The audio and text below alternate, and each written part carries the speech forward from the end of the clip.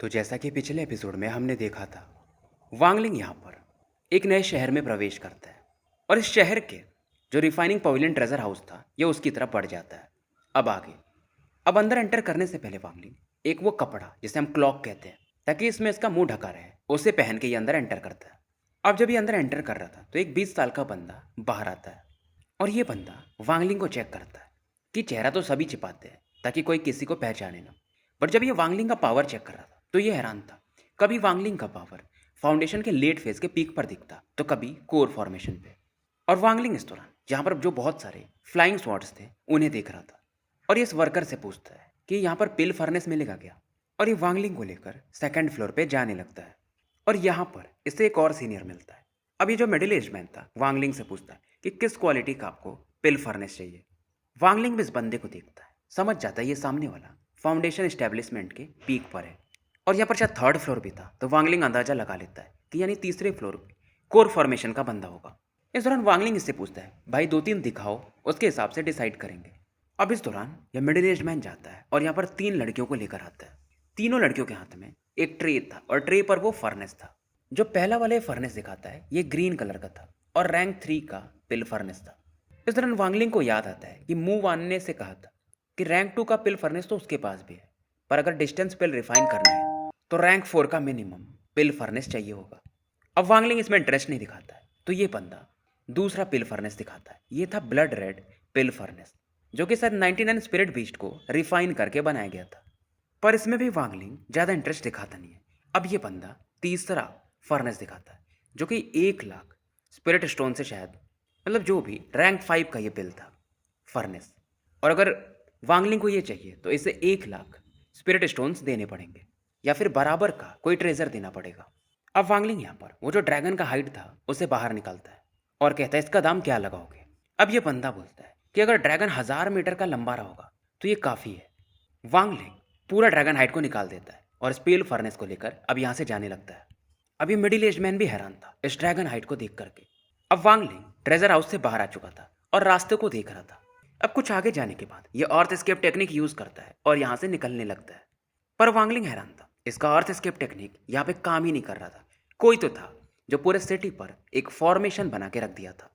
अब Wangling earth escape technique को छोड़ के अपने तलवार पे बैठ के ऊपर की तरफ उड़ने लगता है और जहाँ वांगलिंग पहले अर्थ एस्केप टेक्निक यूज कर रहा था वहाँ पे एक बंदा प्रकट होता है जिसने कि ब्लैक कपड़े पहने थे। और ये वही बंदा था जब वांगलिंग आया था पहली बार तो ये फर्स्ट फ्लोर पे था।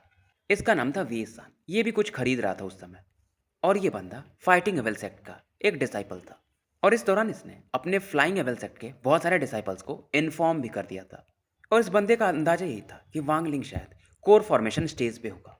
हालांकि ये कुछ नहीं कर सकता था पर इसके क्लैन के एल्डर्स भी आ चुके थे तो इससे ज़्यादा डर नहीं लगता है। अब ये जो एल्डर थे इस बंदे जिसका नाम वेशान था इससे कहते हैं यार तुम चीज़ों को काफ़ी बढ़ा देते हो। ये बंदा ये तो स्यूडो कोर फॉर्मेशन पे है, इसके पास क्या ट्रेजर होगा, तुमने हमारा समय वेस्ट किया है।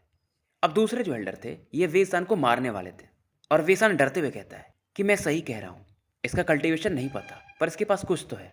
वेसान फाइनली बोलता है मैंने इतना तो सुना था कि उसे रैंक 5 या उससे हायर लेवल का पिल फर्नेस चाहिए था। अब इनमें से एक एल्डर इंटरेस्टेड हो जाते हैं कि पिल फर्नेस, झूठ तो नहीं बोल रहे हो। अब तीनों एल्डर डिसाइड करते हैं कि सच हो या झूठ हो, चल के उस बंदे को चेक ही कर लेते हैं। अब इधर वांगलिंग गेट से जा रहा था और वही वो तीनों एल्डर्स इसकी तरफ पढ़ते हैं। तो वांगलिंग क्योंकि सिटी में ये टेक्निक यूज़ नहीं कर सकता था, शायद यहाँ के सिटी लॉर्ड ने अर्थ एस्केप टेक्निक यानी ज़मीन से कोई जा ना पाए उसके लिए बैरियर बनाया था। पर यहाँ से निकलने के बाद ये अर्थ एस्केप टेक्निक को यूज़ करता है। अब ये तीनों एल्डर्स भी हैरान थे, इनमें से एक कोई मैजिकल ट्रेजर यूज़ करता है कि वांगलिंग ज़मीन के रास्ते जिधर से जा रहा था ये मिरर वहीं पे इनको दिखाते रहता है। इधर वांगलिंग समझ चुका था। ये जब बाहर निकल रहा था तो वेसान के अंदर इसने अपना डिवाइन सेंस छोड़ दिया था और गुस्से में ये बोलता है डाई और वेसान खून की उल्टी करते हुए यहाँ पे मारा जाता है। और वांगलिंग रुकता नहीं, अपने डिवाइन सेंस से एक के बाद एक करके फाइटिंग एवल सेक्ट के लोगों को मारते जाता है। बस वो जो तीनों एल्डर्स थे जो कि कोर फॉर्मेशन पे थे वही वांगलिंग का पीछा कर रहे थे। अब इनमें से कल्टीवेटर चिल्लाता है कि वो ट्रेजर दे दो नहीं तो मरो। और जैसे ये बोलते हैं एक फ्लाइंग स्वॉर्ड इनके चेस्ट के काफ़ी करीब पहुंच जाता है। ये भी एकदम पैनिक कर जाते हैं, हालांकि इनकी भी स्पीड सही थी तो बच तो जाते हैं पर हैरान काफ़ी थे। इधर वांगलिंग अब फ्लाइंग स्वॉर्ड पे बैठ के लगातार उड़ते रहता है। हालांकि जो पहले वाले एल्डर थे इसके स्वॉर्ड से थोड़े बहुत इंजर्ड तो हो ही गए थे। वांगलिंग जानता था अगर ये कोर फॉर्मेशन पे होता तो ये तीनों इसका कुछ नहीं कर सकते थे। अगर एक होता तो यह संभाल भी लेता। अब वांगलिंग को आता है गुस्सा। ये अपने डिवाइन सेंस को बाहर निकालता है और एक रेड लाइट चारों तरफ फैलने लगती है।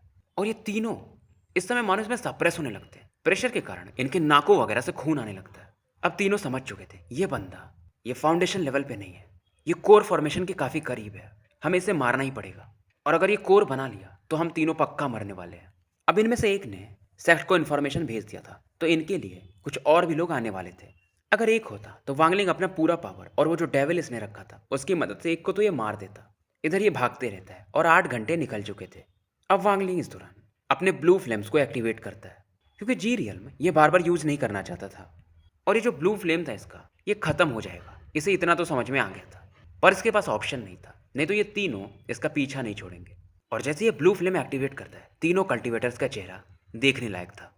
जहाँ से भी ये फ्लेम गुजरता है मन वहाँ की हवा ही फ्रीज हो जाती है। और अगर कोई बैटल थ्रू द हेवंस वैसे देखते ही होगे तो समझ लो जो मास्टर यावला का फ्लेम रहता है, कोल्ड चिलिंग फ्लेम, कुछ ये वैसा ही है। तो ये ब्लू फ्लेम सबसे पहले वो जो बंदा है जिसे वांगलिंग ने पहले इंजर्ड किया था उसको घेरता है और ये बंदा गायब ही हो जाता है। मतलब इसका लाश तक नहीं बचता, चीख भी नहीं पाता है वो। अब ब्लू फ्लेम थोड़ा वीक हो जाता है, फिर भी ये दूसरे बंदे की तरफ पड़ता है। पर तभी वांगलिंग 7 से 8 लाइट इसकी तरफ आते हुए देखता है। ये तुरंत ही ब्लू फ्लेम को खींचता है और अपनी स्पीड बढ़ा करके यहाँ से और तेजी से भागने लगता है। अब ये ब्लू फ्लेम तो ये ज़्यादा यूज़ कर रहा था तो ये और ब्लू फ्लेम कमज़ोर होते जाता है और शायद ये इसके ब्रेक थ्रू में प्रॉब्लम कर सकता है अगर ज़्यादा वीक हो गया तो। और जो 7-8 लोग दिख रहे थे ये सभी कोर फॉर्मेशन पे थे, जो कि इन दोनों को बैकअप देने आ चुके थे।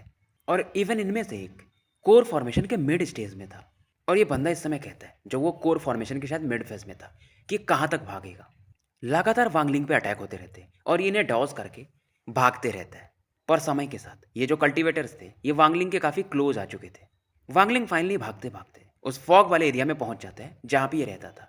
और जैसे ही अंदर आ रहा था इसे ली मुवान दिखाई देती है और वांगलिंग उस दौरान ऐसा खून की उल्टी करते हुए इस एरिया में आके गिर जाता है। मुवान की नज़र उन लोगों पर पड़ती है और इसका भी चेहरा उतर जाता है और फॉग में फिलहाल ये खुद को छिपा लेती है।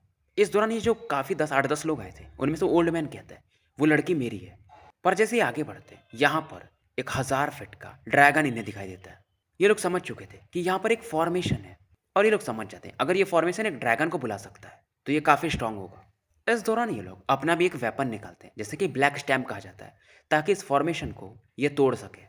ये लोग हैरान थे क्योंकि एक ड्रैगन नहीं, यहाँ पर कई ड्रैगन ऐसे बनते रहते हैं। और वांगलिंग इस समय ये बच इसलिए गया था क्योंकि इसके पास ड्रैगन वेस्ट था, नहीं तो उन लोगों ने इस पर बहुत सारे अटैक्स किए थे। और अंदर आते ही पहले ये मुवान को वो पिल फर्नेस देता है और कहता है डिस्टेंस हेवन पिल जल्दी से बनाओ।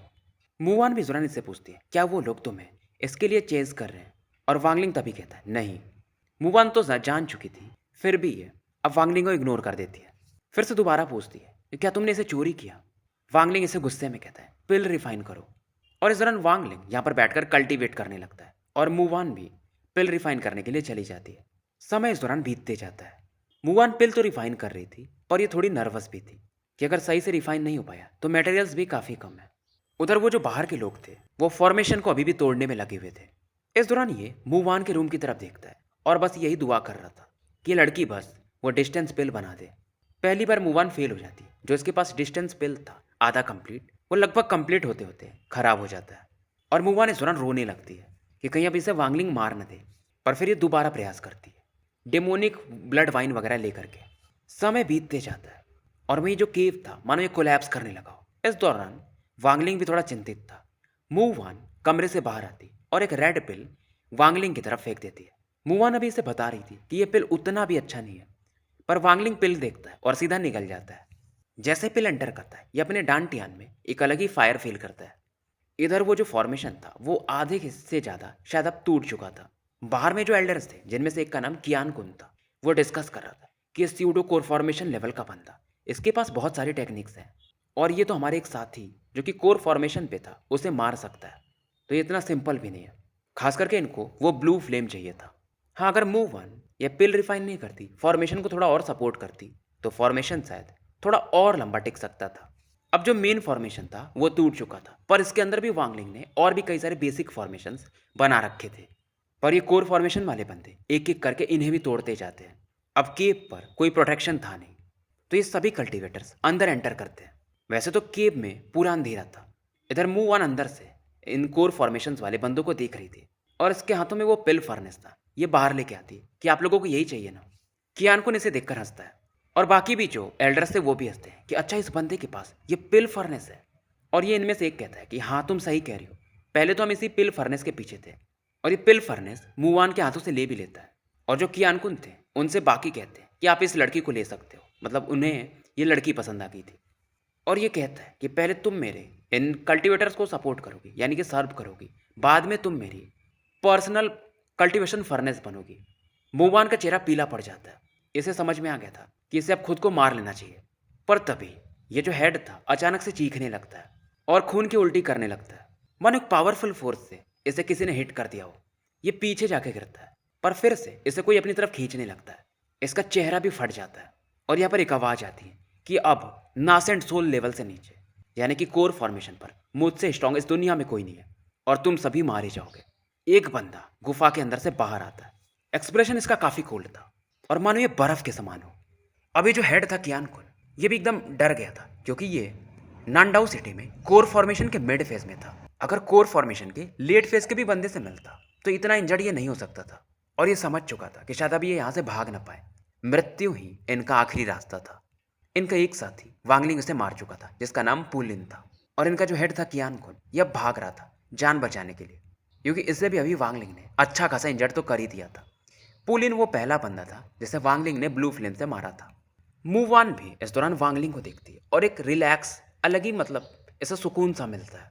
ये सभी भाग रहे थे और वांगलिंग इससे कहता है यानी मूवान से कि मूव मत करो, मैं तुम्हें लेके चलता हूँ और हम इन्हें मारेंगे। ड्रैगन टेंडन जो था ऐसे वांगलिंग उठा लेता है जो कि इस समय रस्सी के समान दिख रहा था और इसे घुमा सकता था। सभी भाग रहे थे और एक एक करके सभी अपने चेस्ट में मानो एक पेन फील करते हैं और सीधा जमीन पे धराशायी। 3 को यह अभी मार चुका था, पहले 1 को मार ही चुका था। मूवान ये सब देख रही थी और यह आश्चर्यचकित थी। चौथा बंदा ऐसे भी वांगलिंग मार देता है और 1 घंटे के अंदर 9 लोग मारे जा चुके थे। आखिरी बंदा जो बचा था वो था हेड एल्डर कियान कुन यानी कि कोर फॉर्मेशन मिड फेज वाला बंदा। कियान कुन भाग रहा था और डर रहा था कि क्या ये बंदा नासेंट लेवल का कल्टीवेटर है। पर ये सोचता है यार जब मैं इससे मिला था तो ये फाउंडेशन के पीक पर था, ज़्यादा से ज़्यादा स्यूडो कोर फॉर्मेशन, चलो अभी ये कोर फॉर्मेशन पे होगा, पर इतना स्ट्रांग कैसे। और इस समय कियान कुन अपने 120% ऑरा यूज़ कर रहा था ताकि फाइटिंग एबल सेक्ट ये जल्दी से पहुंच पाए। और ये अपने एक बेस कैंप पर पहुंच जाता है और अपने 2 साथियों को आदेश देता है। इनमें से एक का नाम मूनान था, दूसरे का नाम मू बाई, कि सभी डिसाइपल्स को इकट्ठा कर लो और जो बंदा भी पीछे से आ रहा है उसे रोको। और अगर तुम लोग सफल हो गए तो मैं तुम लोगों को 10,000 हाई क्वालिटी के स्पिरिचुअल स्टोन्स दूंगा। अब इनको आदेश देने के बाद कियान कुन भाग जाता है पर तभी पीछे से वांगलिंग आता है। ये दोनों बंदे यानी कि मू बाई और मूनान इसे देखते हैं और इसके इनके पसीने छूटने लगते हैं। ये वांगलिंग को रोकते तक नहीं है, बस वांगलिंग को ग्रीट करते हैं। अब इधर कियान कुन देखता है कि वांगलिंग काफ़ी करीब आ रहा था। अब ये पलट जाता है, वांगलिंग की तरफ देखता है और एक रेड टोकन निकालता है जिस पर लिखा हुआ था पनिश। ये जो टेक्निक था ये 10,000 डेविल टेक्निक था कोई, मतलब ऐसे टोकन शायद 8 या 10 उससे ज़्यादा नहीं बचे होंगे और इनमें से एक कियान कुन के पास था। पर इसे एक्टिवेट करने का तरीका काफ़ी कठिन था। इसे एक्टिवेट करने के लिए कोर फॉर्मेशन के बंदे को अपना लाइफ एक्सचेंज करना पड़ेगा। कियान कुन पहले ये सोचा था कि ये टोकन किसी और से यूज़ करवाएगा तो उस बंदे का पावर इस टोकन में चला जाएगा। बट फिलहाल अब इसे अपने को बचाने के लिए या अपने तो मरूंगा इससे भी मार दूंगा ऐसा वाला प्लान था। और जिसे भी इस टोकन से मार्क कर दिया जाए वो बंदा 100 दिन उससे ज़्यादा नहीं जी सकता और अगर टिक गया तो फिर वो इसको रिफाइन कर सकता है। कियान कुन इस दौरान इस टोकन को पकड़ के था और वांगलिंग की तरफ दिखाता है कि क्या तुम्हें पता है ये कौन सा टोकन है, मैंने इसे अपने सोल से रिफाइन किया और अगर तुम मुझे मारोगे तो तुम्हारे ऊपर एक किल ऑर्डर बन जाएगा। तुम पहले 9 लोगों को मार चुके हो, ऐसे यहीं बंद कर दो। मैं तुम्हें अपने फाइटिंग एबल सेक्ट में एक एल्डर बनवा सकता हूँ, क्या सोचते हो। स्टोरी यहीं समाप्त करते हैं और मिलते हैं फिर कल एक नए वीडियो के साथ।